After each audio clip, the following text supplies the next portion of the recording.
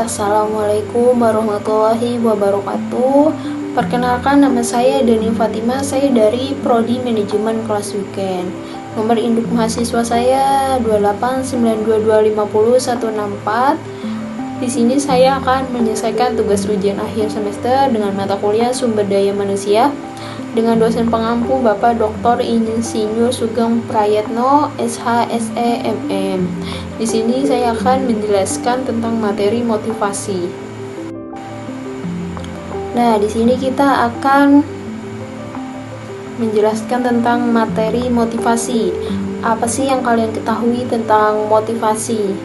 Nah, motivasi itu adalah dorongan internal dan eksternal yang mendorong individu untuk mencapai tujuan tertentu.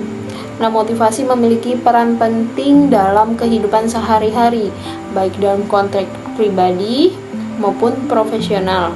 Dalam materi ini, kita akan membahas berbagai aspek motivasi, termasuk definisi, teori-teori motivasi, faktor-faktor yang mempengaruhi motivasi, serta strategi untuk meningkatkan motivasi. Nah, di sini ada definisi motivasi. Motivasi dapat diartikan sebagai proses yang memulai, mengarahkan, dan mempertahankan perilaku menuju pencapaian tujuan.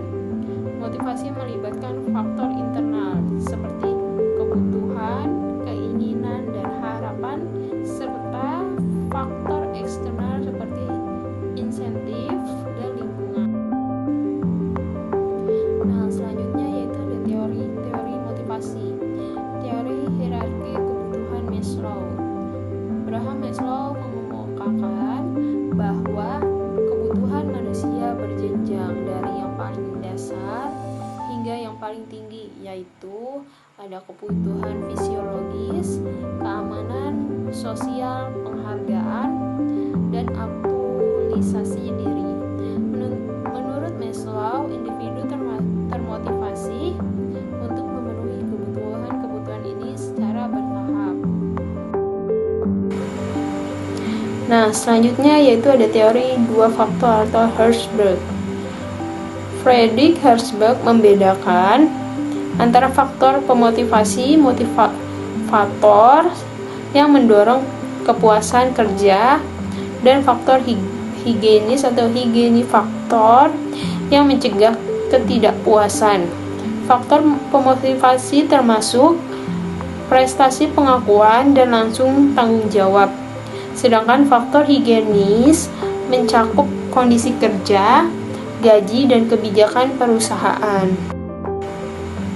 Nah, lalu ada teori kognitif sosial atau sosial kognitif teori.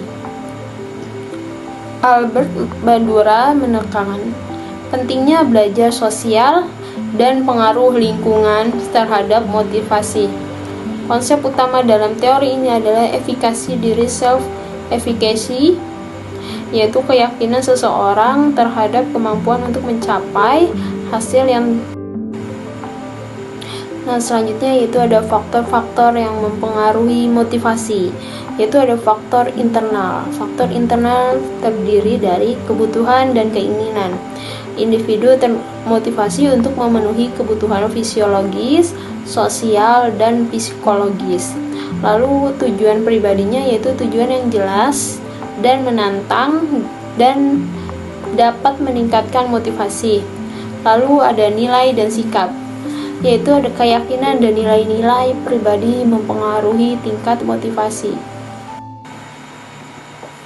Nah, selanjutnya yaitu faktor eksternal. Faktor eksternal terdiri dari lingkungan kerja, yaitu lingkungan yang mendukung, termasuk kondisi fisik dan iklim organisasi dapat meningkatkan motivasi.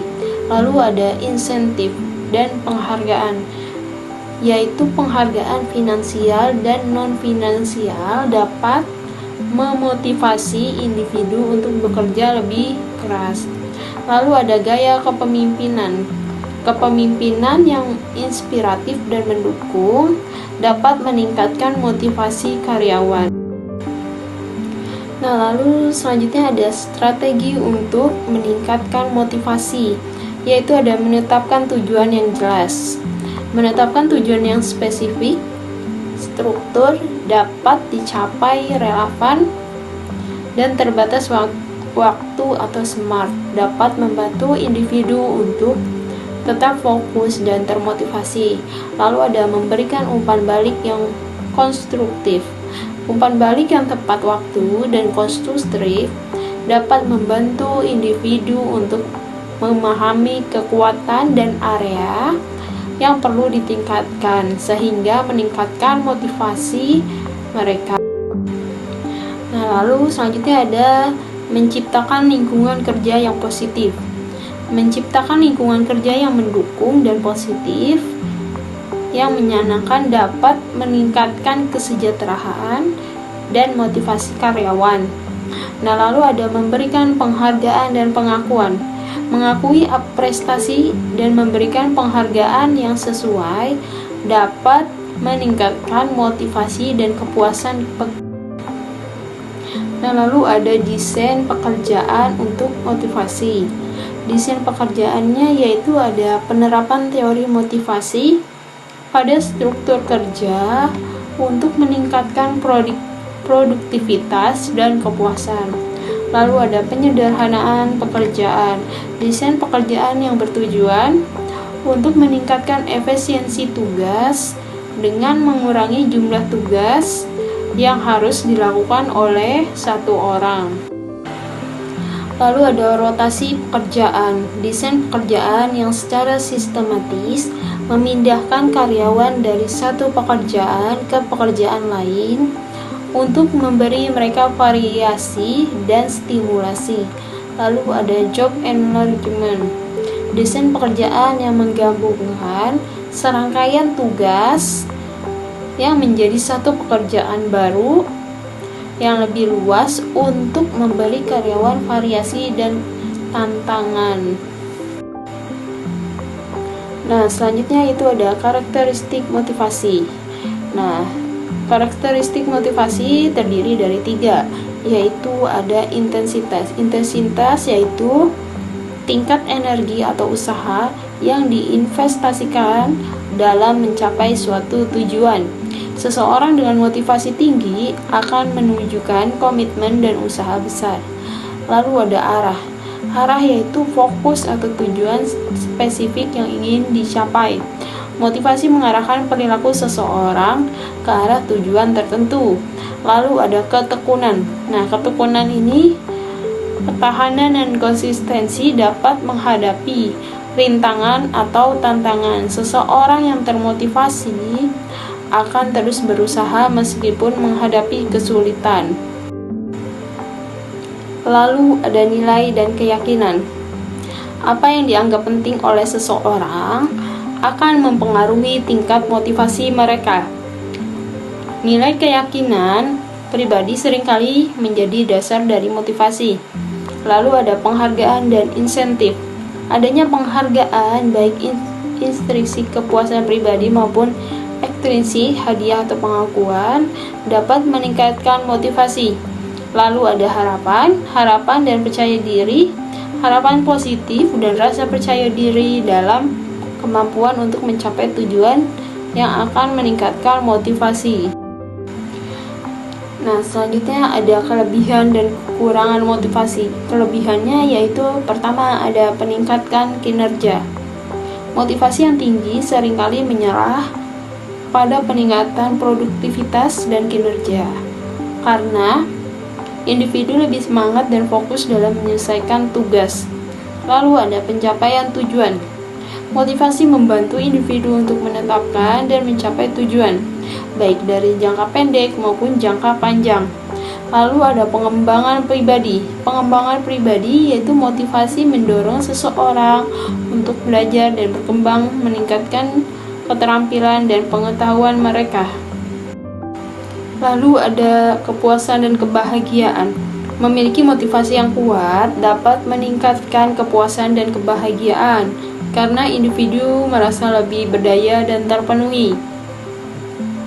Lalu ada pengaruh positif pada lingkungan. Motivasi yang tinggi dapat menyebarkan ke orang di sekitar pencapaian lingkungan yang besar, positif dan produktifnya. Lalu ada resiliensi. Motivasi membantu seseorang untuk tetap bertahan dan bangkit kembali serta menghadapi kegagalan atau tantangan. Nah, lalu ada kekurangan motivasi. Kekurangan motivasi yaitu ada burnout. Motivasi yang berlebihan, terutama tanpa istirahat yang cukup, dapat menyebabkan kelelahan dan burnout. Lalu ada stres dan tekanan. Dorongan yang terlalu kuat untuk mencapai tujuan bisa menyebabkan stres dan tekanan yang berlebihan, berdampak negatif pada kesehatan mental dan fisik. Lalu ada keseimbangan hidup yang terganggu. Fokus yang terlalu besar pada tujuan tertentu dapat mengorbankan aspek lain dari kehidupan seperti waktu bersama, keluarga, ataupun waktu pribadi.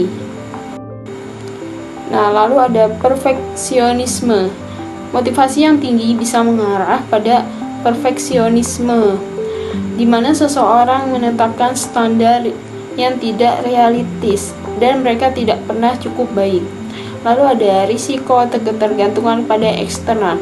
Jika motivasi bergantung pada penghargaan eksternal seperti pujian atau hadiah, seseorang mungkin kehilangan motivasi saat penghargaan tersebut tidak ada. Nah, lalu ada kehilangan kreativitas. Terlalu fokus pada tujuan tertentu bisa membatasi kreativitas dan kemampuan untuk berpikir di luar otak. Lalu ada ketidakpuasan berkelanjutan. Terlalu fokus pada pencapaian tujuan bisa membuat seseorang terus-menerus tidak puas dan selalu mencapai lebih banyak. Nah, kesimpulannya yaitu motivasi adalah faktor penting yang mendorong seseorang untuk mengambil tindakan, mencapai tujuan, dan mempertahankan usaha mereka. Pemahaman tentang motivasi mencakup berbagai teori dan konsep yang membantu menjelaskan bagaimana dan mencapai individu terdorong untuk berperilaku tertentu.